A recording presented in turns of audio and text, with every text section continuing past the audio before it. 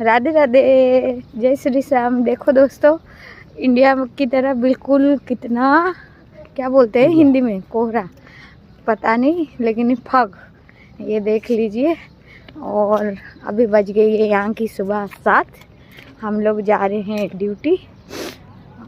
बहुत सारे लोग आगे चले गए हैं, हम लोग भी चल रहे हैं आज, लेकिन लेट नहीं हुए हैं, सही टाइम पे है। तो इंडिया की तरह मौसम, लेकिन इंडिया की तरह यहाँ अगर ठेली लगती तो कितना अच्छा होता है। सुबह सुबह आलू पराठा, छोले भटूरे पकौड़ी सकौड़ी, है ना, जूस। इंडिया में यही तो फ़ायदा है। चलो आप लोग भी हंसते रहो, मुस्कुराते रहो, खा पी के मस्त रहो।